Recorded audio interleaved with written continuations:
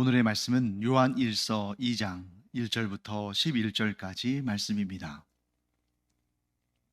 나의 자녀들아, 내가 이것을 너희에게 쓰면 너희로 죄를 범하지 않게 하려 함이라.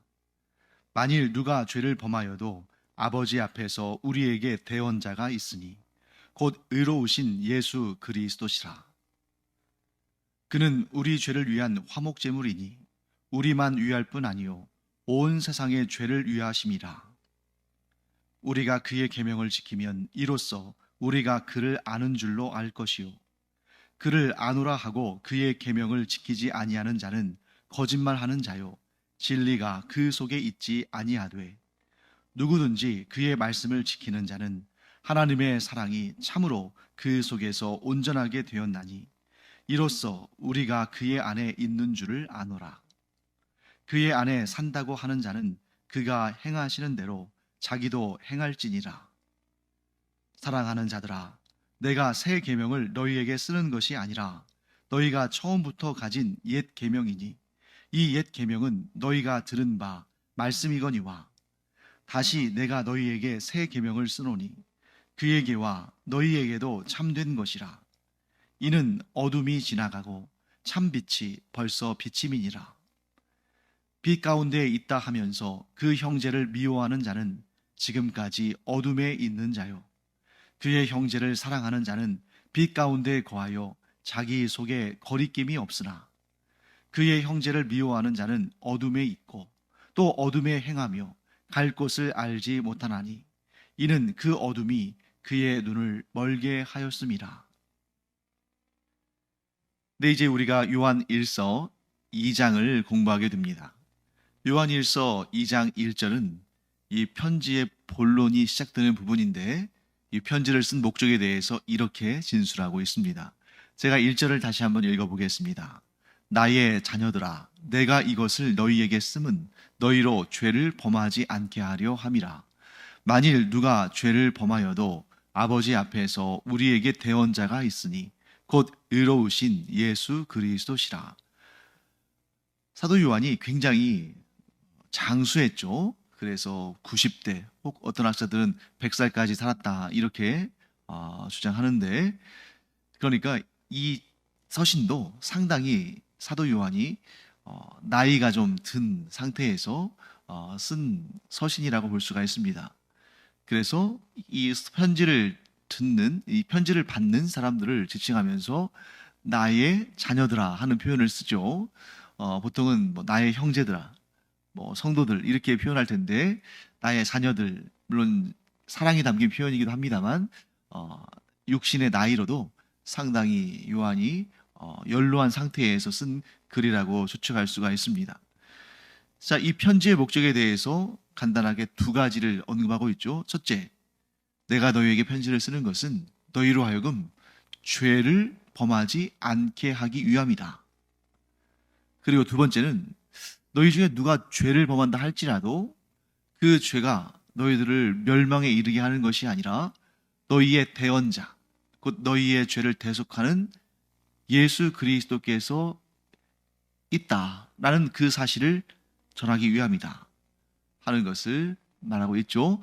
자, 그러면 이 두 가지를 통해서 우리가 뭘 할 수 있느냐? 자, 서신서는 굉장히 재미있는 그러한 성경입니다. 왜 그러냐면 단지 교리를 설명하는 것으로 그치는 것이 아니라 서신을 썼다는 것은 뭘 의미할까요? 실제로 이 당시에는 뭐 이메일이나 뭐 전화가 없었기 때문에 의사를 소통할 때에 먼 거리에 있는 사람과는 거의 서신을 가지고 연락을 주고받는 것이 뭐 전체라고 다라고 할 수 있죠.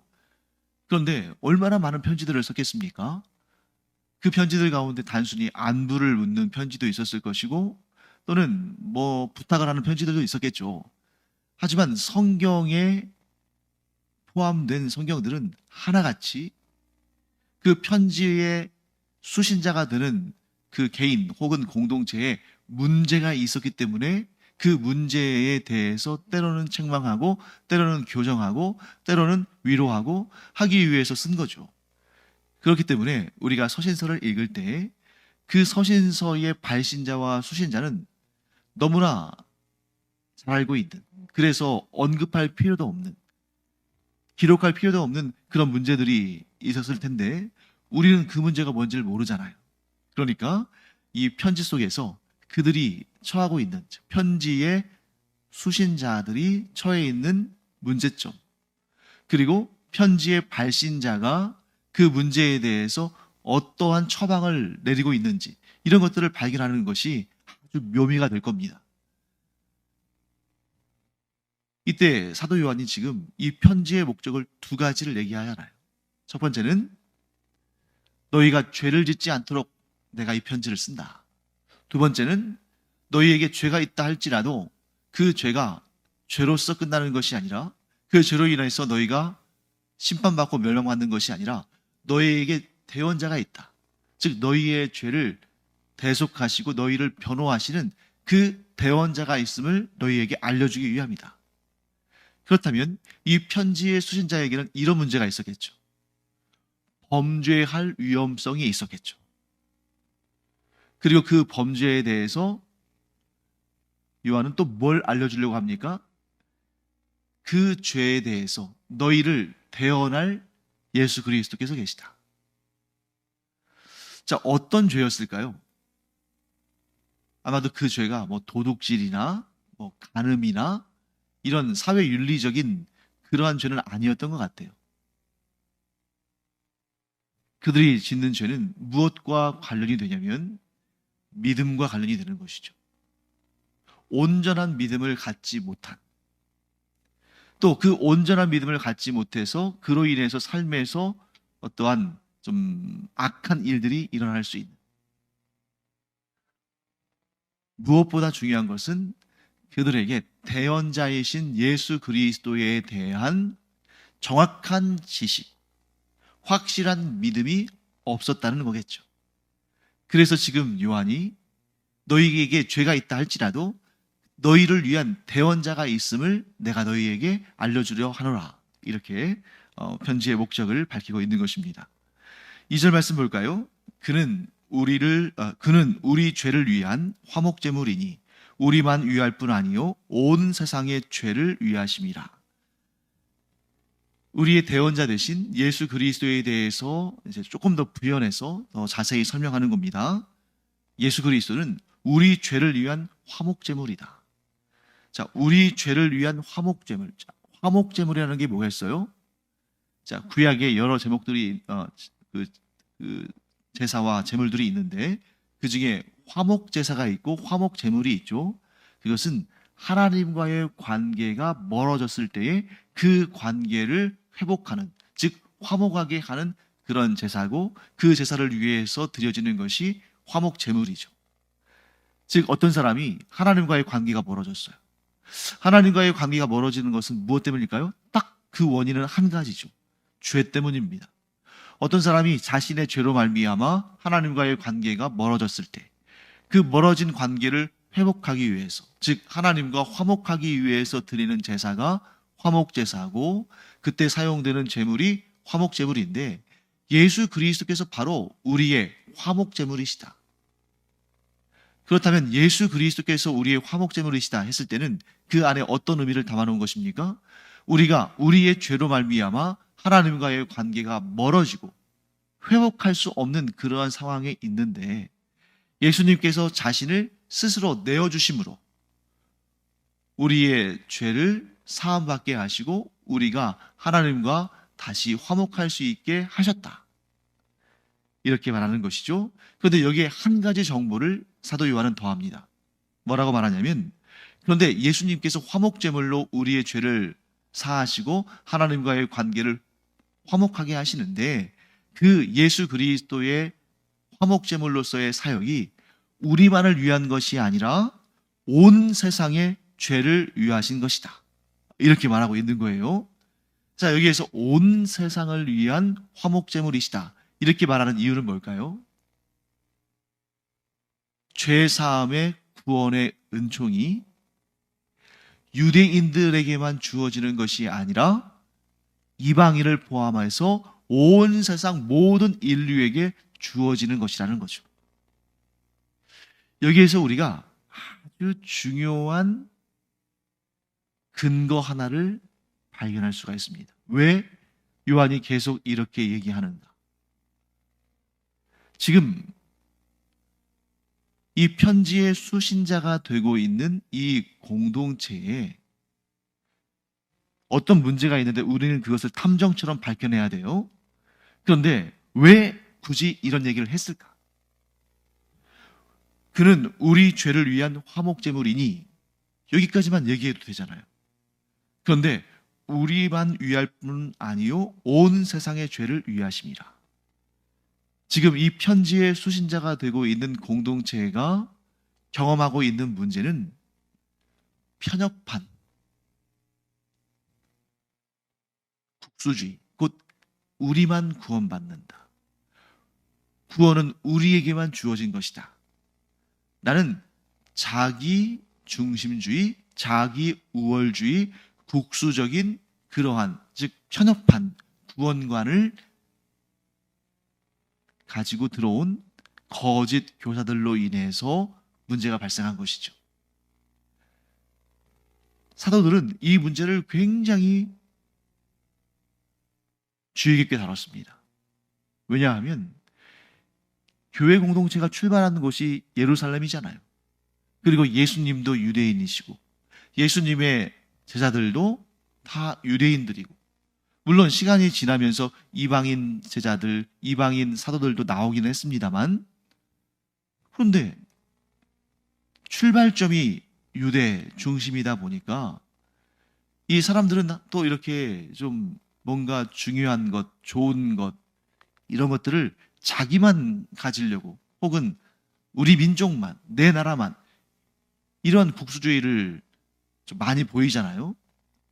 오늘날도 보면 이런 편협한 극우 세력들이 이렇게 좀 갈등을 많이 일으키는 것을 보게 되죠. 물론 너무나 극좌에 해당하는 것도 문제지만 또 극우에 해당하는 것도 이게 좋은 것은 아닙니다. 그런데 이 극우에 해당하는 것은 상대적으로 환호를 받을 가능성이 커요.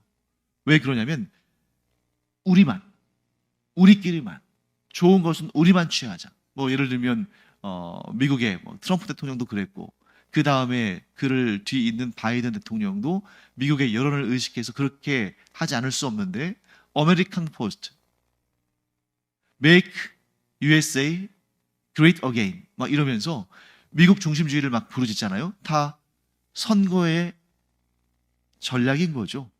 표를 한 표라도 더 얻기 위해서 어느 나라 어느 민족이든지 이런 극우적인, 즉 자기중심적인 그러한 관점들은 다 있고, 그것이 보다 더 개방적이고 보편적이고 확장되고 좋은 것을 나누려는 그런 세력보다 더 힘을 얻는 것이 사실입니다. 이 당시나 지금이나 마찬가지죠. 그런데 사도들은 계속해서 이렇게 증언해요. 처음에는 사도들도 구원이 이방인들에게까지 이를지 몰랐어요.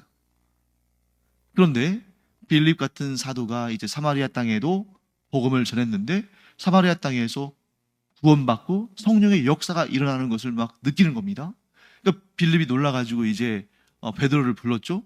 베드로가 가서 보니까 정말 유대인들이 경험한 그러한 구원의 역사와 성령의 역사가 일어나고 있더라는 거죠. 그래서 이제 종교회의를 열어서 우리 주 예수 그리스도의 복음이, 또 하나님의 구원의 역사가 이방인들에게도 일어난다 하는 것을 공식적으로 인정하는 그러한 역사가 있었죠. 특히 이 이방인의 구원에 대해서 유대인들의 구원과 아무 차이가 없는 동일한 하나님의 구원 역사고, 예수 그리스도께서 이 모든 인류를 위해서 십자가에 달려 죽으신 것이다 하고 그 폭을, 그 복음과 구원의 역사의 폭을 넓힌 사람이 또 있었죠. 사도 바울입니다. 그는 디모데전서 2장 4절에서 이렇게 증언합니다. 디모데전서 2장 4절을 제가 한번 읽어보겠습니다. 하나님은 모든 사람이 구원을 받으며 진리를 아는 데에 이르기를 원하시느니라. 하나님은 모든 사람들이 구원에 이르기를 원하신다는 거예요. 모든 사람들이 하나님의 진리에 이르기를 원하신다는 거죠. 그러면 이제 유대인들은 반박하겠죠. 아니다, 무슨 소리냐. 하나님께서는 모든 인류, 모든 민족들 가운데에 우리 이스라엘 민족을 택하셔서 오직 우리 이스라엘 민족과만 언약을 맺으셨다. 그러니 하나님은 모든 나라, 모든 민족이, 모든 인류가 구원을 얻기를 원하시는 것이 아니라 우리 이스라엘 민족만이 구원받기를 원하신다. 뭐 이렇게 편협하게 해석을 할 거 아닙니까? 근데 잘못된 이해죠. 하나님께서 이스라엘 민족을 들어서 사용하시고 하나님께서 이스라엘 민족과 언약을 맺으신 이유는 그들이 아브라함의 후손이거니와 하나님께서 그 이스라엘 민족을 통해서 온 인류를 구원하실 계획을 가지셨던 거죠. 즉 이스라엘 민족이 하나님을 잘 섬김으로 그들이 복음의 증거자들이 되어서 온 인류를 하나님께로 이끌어 올 것을 기대하셨는데 정작 문제는 이스라엘 민족 자신들이 잘못한 거죠. 그들이 패역하고 그들이 죄를 짓고 그들이 자신들의 사명을 감당하지 않았기 때문에 문제인 것이지 하나님께서 이스라엘 민족만을 구원하시는 그런 편협한 사랑을 베푸신 것이 아니라는 것입니다. 또한 어떤 사람들은 또 이렇게 말하겠죠. 예수 그리스도의 구원의 능력이 온 인류를 구원할 만큼 크고 완전한 것이었다면 왜 오늘날 구원받지 못하는 그런 사람들, 즉 예수 그리스도를 구주로 영접하지 않고 하나님을 믿지 않는 사람들이 왜 이렇게 많으냐? 예수 그리스도의 구원의 능력이 한정된 것 아니냐? 온 인류를 다 구원할 수 없는 것 아니냐? 현실적으로 봐라. 현실적으로 지금 예수 그리스도를 구주로 영접하고 구원받았다는 사람들도 있지만 그렇지 않은 사람들도 많지 않느냐? 그것은 예수 그리스도의 구원의 능력이 온 인류를 다 포괄하는 것이 아니라는 증거가 아니냐? 이렇게 반박할 수 있습니다. 그런데 그런 반박도 잘못 알고 있는 거예요. 왜 그러냐면 예수 그리스도의 십자가의 죽으심, 곧 죄사함의 대속의 역사는 온 인류를 다 구원하고도 남습니다. 예수 그리스도의 그 십자가의 죽음과 부활의 능력은 온 인류를 다 구원하고도 넘치는 그러한 능력입니다. 그런데 문제는 뭐예요? 사람이 변명할 수 없는 것이 주님께서는 그 구원의 역사를 이루시고 온 인류가 그 구원의 역사에 동참하기를 원하시지만 사람이 거부한 거예요. 스스로 믿기를 거부한 겁니다. 자, 그러면 또 어떤 사람들은 이렇게 반박하겠죠? 그러면 억지로라도 끌어다가 믿게 하고 그래서 죄사함 받고 구원받게 하면 되는 거 아니냐? 그런데 왜 그렇게 안 하시느냐? 네? 하나님은 사람을 특별한 존재로 만드셨을 뿐만 아니라 특별한 대우를 하십니다. 자유의지라는 것도 그냥 주신 것이 아니에요. 특별한 피조물, 이 육체를 가진 피조물들 가운데 오직 사람에게만 주신 특권이죠. 그리고 그 특권을 하나님께서는 존중하셔서 함부로 거두지도 않으시고 이래라 저래라 하나님께서 함부로 하지도 않으셔요. 스스로 결정할 수 있는 그 결정권을 하나님께서는 존중하신다는 거죠. 그런데 사람이 스스로 예수 그리스도의 그 구속의 사역을 믿는 것, 곧 하나님께서 우리에게 베푸신 그 구원의 은총을 믿는 것을 거부하고 그리고서 그 책임을 예수 그리스도의 무능력으로 하나님의 구원의 능력이 짧은 것으로 이렇게 돌려서는 안 된다 하는 것을 우리가 알게 됩니다. 자, 그 다음에 3절부터 6절까지 말씀을 제가 한번 읽어보겠습니다. 우리가 그의 계명을 지키면 이로써 우리가 그를 아는 줄로 알 것이요 그를 아노라 하고 그의 계명을 지키지 아니하는 자는 거짓말하는 자요 진리가 그 속에 있지 아니하되 누구든지 그의 말씀을 지키는 자는 하나님의 사랑이 참으로 그 속에서 온전하게 되었나니 이로써 우리가 그의 안에 있는 줄 아노라. 그의 안에 산다고 하는 자는 그가 행하시는 대로 자기도 행할지니라. 자, 여기에서 좀 뭐 그냥 여러분들이 이런 말씀이구나, 참 은혜로운 말씀이구나 하고 이렇게 쭉 읽으면서 지나갈 수도 있어요. 그런데 저는 이 3절부터 6절까지 말씀을 보면서 굉장히 어렵게 느꼈습니다.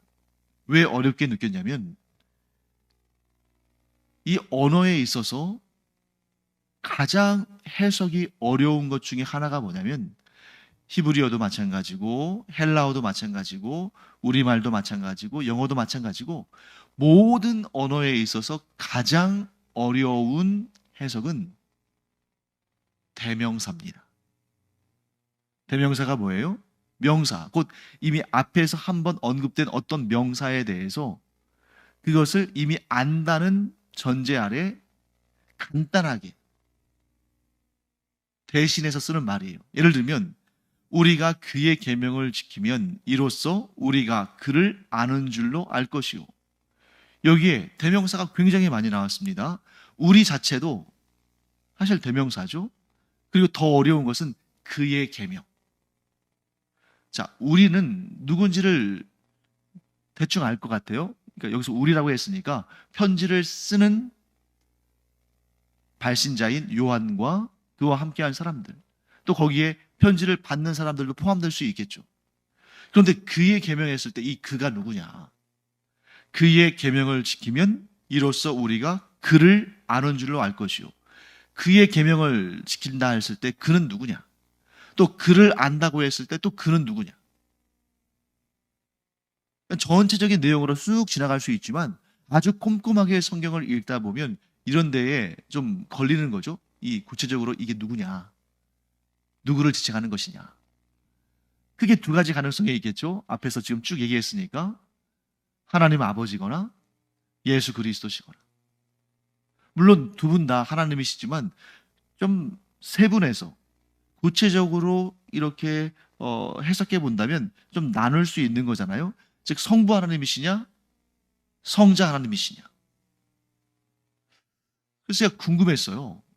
우리 개역 개정 성경에는 대명사로 이렇게 직역을 해놨습니다. 헬라어 성경도 마찬가지죠. 또 영어 성경들도 마찬가지예요. 다 he라고 되어 있어요. 즉 그가, 그의, 그를 이런 식이죠. 그런데 혹시라도 어떤 번역에서 그의 계명을 지키며 할 때 이 그가 누군지를 좀 밝힌 그런 번역 성경이 있지 않을까 하고 찾아보니까 새번역 성경, 쉬운 성경, 우리말 성경 이런 성경들은 우리가 그의 계명을 지키면 이 부분을 어떻게 번역했냐면 우리가 하나님의 계명을 지키면 이렇게 번역을 했습니다. 그런데 저는 이 그 대명사 그를 보통 이제 하나님이라고 번역했다면 지금 예수 그리스도께서 언급되지 않았다면 하나님 하면 그냥 뭐 삼위일체 하나님, 성부, 성자, 성령 삼위일체 하나님 그분을 의미하는 것일 수 있지만 예수 그리스도가 언급됐다 했을 때는 예수 그리스도가 언급되고 또 하나님 했을 때는 그 하나님은 성부 하나님인 거죠. 그런데 저는 이 3절 말씀을 해석할 때 우리가 그의 계명을 지키면 이로써 우리가 그를 아는 줄로 알 것이요. 성부 하나님을 지칭한다기보다는 저는 성자 하나님이신 예수 그리스도를 지칭하는 거라고 보는 것이 더 옳을 것 같습니다. 이런 내용인 거죠. 우리가 예수 그리스도의 계명을 지키면 이로써 우리가 예수 그리스도를 아는 줄로 알 것이요. 왜 제가 이렇게 해석을 하냐면 지금 이 편지를 받는 대상자들, 즉 수신자들은 예수 그리스도에 대해서 잘 몰라요. 안다고 하지만 정확히 모릅니다. 그래서 지금 요한이 편지를 쓰는 두 가지 목적을 제시하잖아요. 하나는 너희들로 하여금 죄를 짓지 않도록 하기 위함이다. 두 번째는 너희에게 죄가 있다 할지라도 그 죄를 대속하시는 대언자 예수 그리스도께서 계심을 너희들에게 알려주고자 한다. 너희가 지금 예수 그리스도에 대해서 듣기도 하고 나름대로 안다고 생각하지만 너희들의 그 지식이 잘못된 것이기 때문에 내가 제대로 알려주고자 한다. 이런 개념이죠. 그래서 3절 말씀에 이렇게 얘기하는 것입니다. 우리가 예수 그리스도의 계명을 지키면 이로써 우리가 예수 그리스도를 아는 줄로 알 것이다.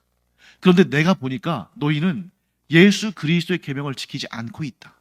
그러니 너희가 예수 그리스도를 아는 것이라고 말할 수가 없다. 이렇게 말하는 거겠죠. 또 하나의 근거, 제가 이 3절부터 6절까지에 나오는 그라는 이 대명사를 예수 그리스도로 해석하는 이유는 5절 말씀 볼까요? 누구든지 그의 말씀을 지키는 자는 하나님의 사랑이 참으로 그 속에서 온전하게 되었나니, 이렇게 말씀하죠. 자, 만일 이 대명사 그가 성부 하나님을 지칭하는 거라면 누구든지 그의 말씀을 지키는 자는 그의 사랑이 참으로 그 속에서 온전하게 되었나니, 앞에서 그가 성부 하나님을 지칭하면 뒤에 하나님의 사랑이도 똑같이 대명사를 써서 그의 사랑이라고 언급하는 게 맞죠. 여기서는 그라고 표현하고 뒤에서는 하나님이라고 표현하고, 그러면 이게 좀 통일되지가 않잖아요.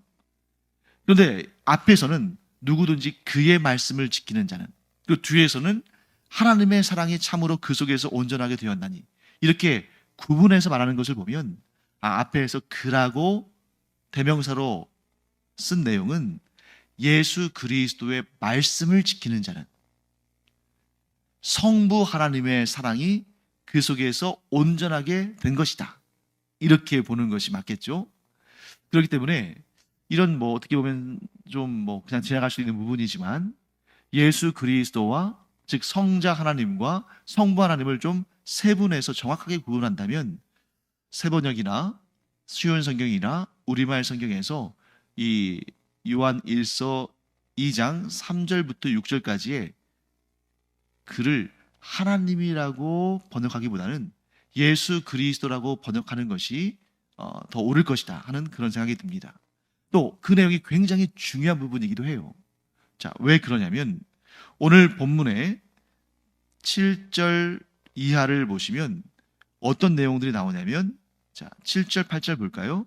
사랑하는 자들아, 내가 새 계명을 너희에게 쓰는 것이 아니라 너희가 처음부터 가진 옛 계명이니 이 옛 계명은 너희가 들은 바 말씀이거니와. 8절, 다시 내가 너희에게 새 계명을 쓰노니 그에게와 너희에게도 참된 것이라.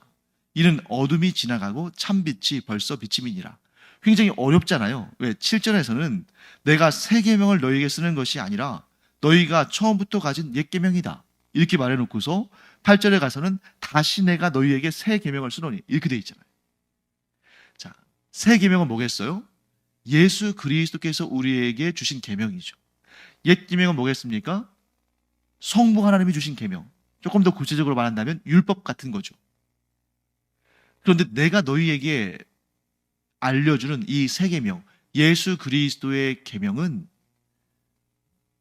옛 계명, 즉 하나님의 율법과 다른 것이 아니라 그 자체다. 그러나 그것이 하나의 연속성 가운데 있지만 다르게 왔다는 거예요. 이게 좀 모순된 것처럼 보이지만 굉장히 중요한 부분입니다. 옛 계명에 대해서 이스라엘 사람들이, 그리고 너희가 잘못 이해하고 있었기 때문에 하나님께서 그 계명을 제대로 잘 깨달아 알도록 우리에게 새 계명을 보내셨다는 거예요.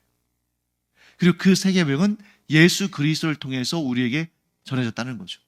그러니까 율법과 예수 그리스도의 복음이 완전히 다른 것이 아니라 예수 그리스도의 복음은 율법을 그대로 가지고 오면서 그 원 의미를 제대로 설명하고 있는 겁니다. 그런데 옛 계명이 실패한 이유는 뭐예요? 그 계명이 잘못돼서가 아니라 그 계명을 지켜야 할 사람들이 그 계명을 잘 이해도 못했고 실천도 못한 거예요. 그래서 하나님께서 예수 그리스도를 통해서 새 계명을 주셨어요. 자, 예수님께서 오시기 전에 하나님께서 이스라엘 백성들에게 계명을 주셨습니다. 옛 계명이라고 표현되는 거죠. 율법은 선한 것입니다.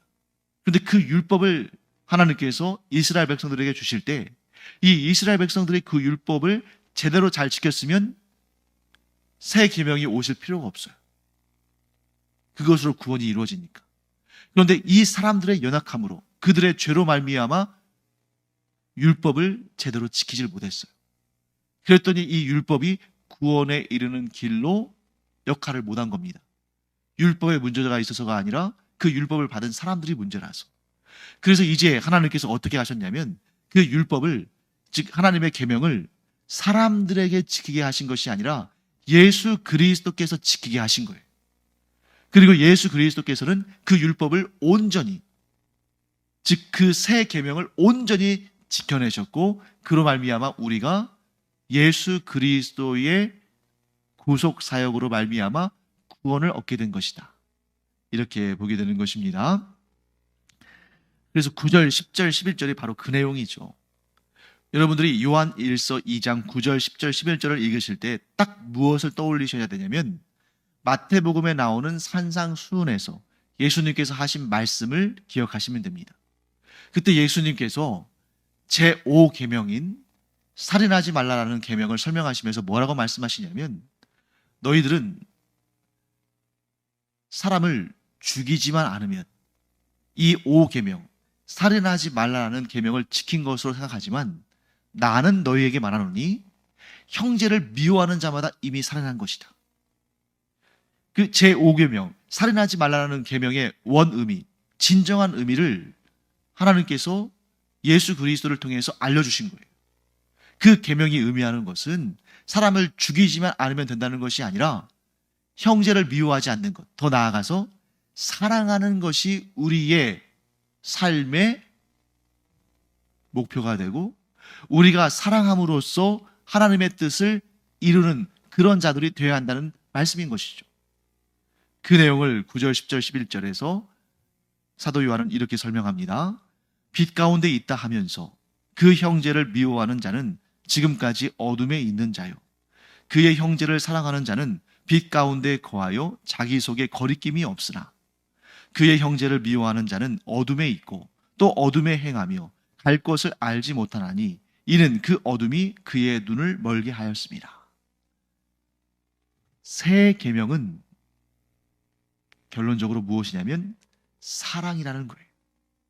그래서 하나님은 사랑이시며 이 땅에 우리를 위해서 예수 그리스도께서 오셔서 우리 죄를 용서하시기 위해서 십자가에 달려 죽으신 것도 사랑 때문이고, 그러므로 우리가 하나님을 알고 예수 그리스도 안에 거한다는 것은 예수님께서 우리에게 사랑을 베푸신 것처럼 우리도 사랑을 베풀며 살아야 한다는 것이다.